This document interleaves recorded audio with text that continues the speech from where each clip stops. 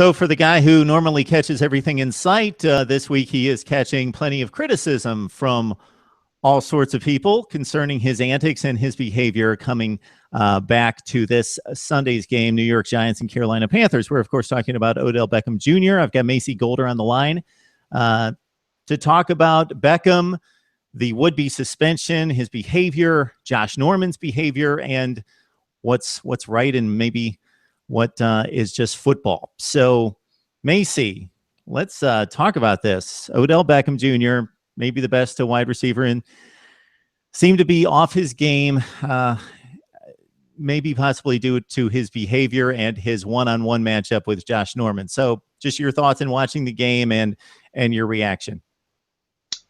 Mark, so I thought it was interesting. You see Odell miss, I think it was like 54-yard wide open touchdown that it's any ball he should have normally had. So you think, okay, maybe you missed one really big catch. All right, move on.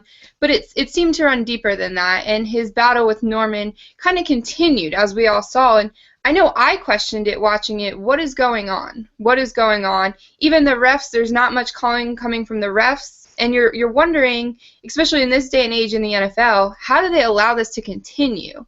And it was finally until Odell had that pretty serious hit that they finally called something. And, you know, I thought it was just really interesting, and I kept saying to myself, what is the bigger issue? Is it Odell? Is it something that someone said? Is it something within the team?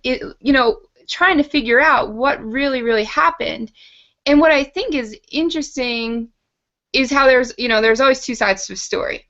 And Norman kind of trash talked him all week and got into his head. And I think that's where we all said, all right, Odell was a little bit of the tougher or the less tough one there, and he got to him. But then you see pregame, and now Carolina's walking around with baseball bats on the sidelines or on the field, and they're kind of swinging it at him, and then apparently, bigger things were said. So then you kind of say, all right, do I want to go back to Odell's side and say, okay, they were really doing things they shouldn't have been doing and that were unfair. So I think this whole thing is really interesting, and we've never really seen something like this in the NFL. Yeah, the rhetoric before the game got out of hand. The Carolina Panthers tweeting and putting things on social media with baseball bats. Hey, I guess that happens. I had never seen that before, but I know that at least one of the Panthers mentioned that, this happens all the time. So fine. Once they bring the bat on the field, I think that should be outlawed.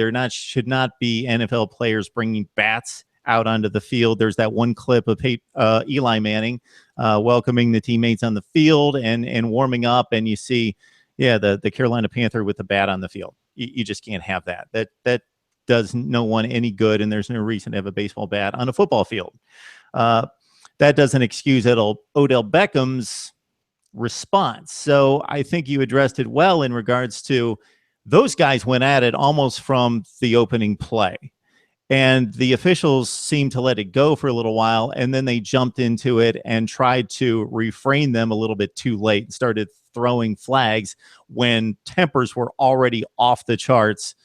And so the response was a little bit too little too late. Now, I think a lot of that just happens. Obviously, this matchup was magnified going into it because of the caliber of the two players. Josh Norman has been largely considered the best cornerback in the NFL this season, and we know what Odell is.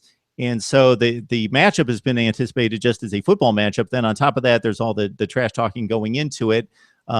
And so there was going to be a heated battle. But if you watch most wide receivers and defensive backs, they do get into it. So a little bit of that, they're gonna tussle, but once you start to swing punches, and definitely once you start taking a running, leaping, spearing helmet-to-helmet shot at another player at the end of a play, that obviously can't be tolerated.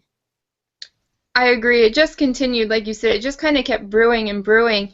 And what I think is the most interesting part of all of this, especially for Odell, and I would say the biggest part where I personally think he really messed up, I get on a field, you have this, there's been this, they got into your head. So you're kind of, trying to battle that.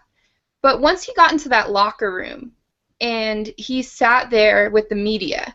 The media asked every question about this and that, and his response every time was, yes, it was a tough loss, or it was a tough loss for the team, and everything was about them losing the game. And finally, one reporter said to him, Odell, why did you do it? And his response was, next question. So I think right there and then, Odell had a chance to say, it ran a little bit deeper than just what you guys saw on Twitter or this or that. He had a chance to maybe justify his side of the story. And I feel like he just kind of sat there and continued with that arrogance, which does not make him look any better.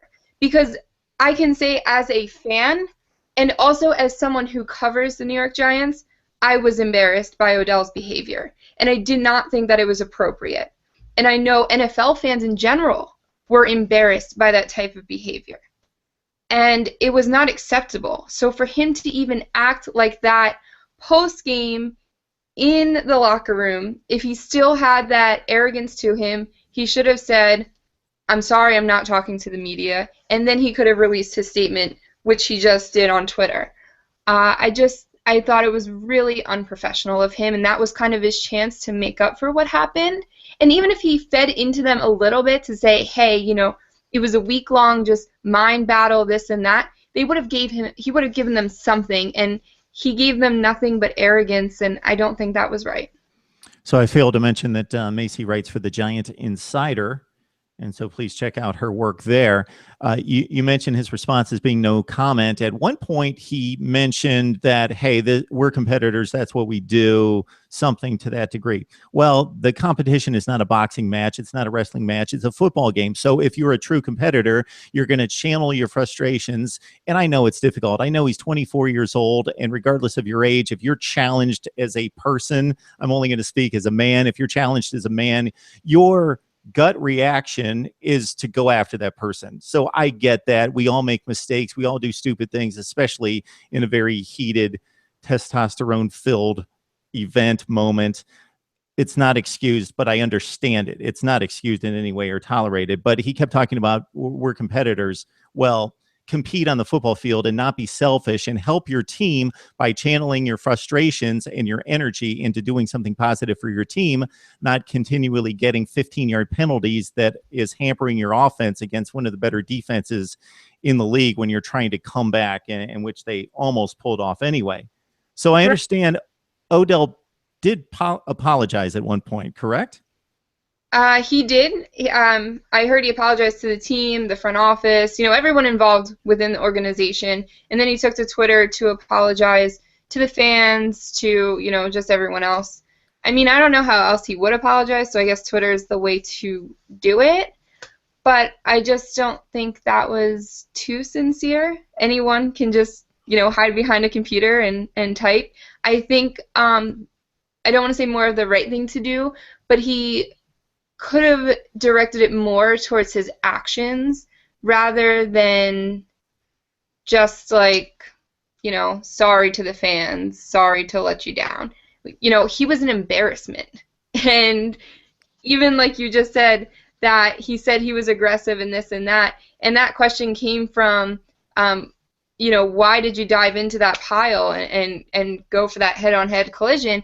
And he said, what collision, what flag, what penalty, what thing. And if you can't even own up to that, that was something that was really the turning point of it.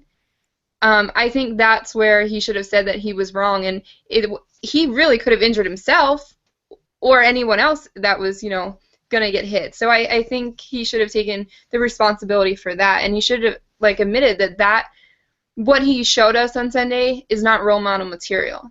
And Odell has quickly become a role model to a lot of kids out there within the past year.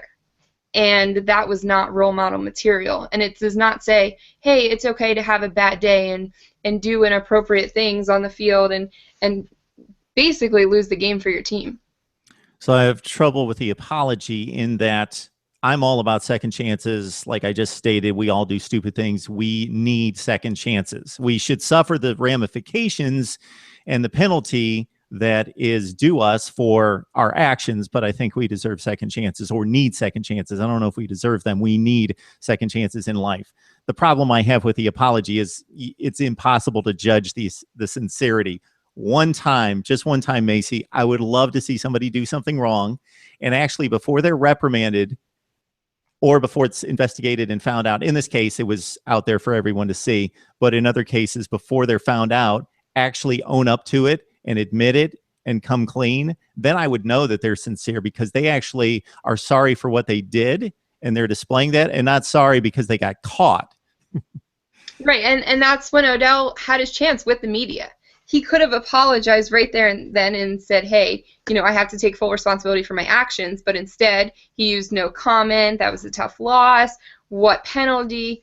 You're only continuing your arrogance, and it makes you even, okay, you stepped off the field, and people say don't take your work home, and he stepped off the field and still took it with him.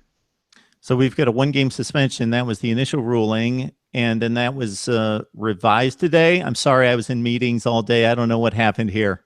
So that's the thing. So it was reported that it had been overturned, but now they're saying there's no official confirmation that it's been overturned.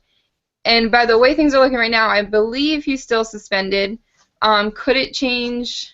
Maybe, but I don't think he'll play Sunday. But to see that out there and to see the reaction that people had that, hey, this guy got away with that game he just played last Sunday, and now he's get to play again this week, what does that say about the NFL? But right now, it's still looking like he'll be suspended.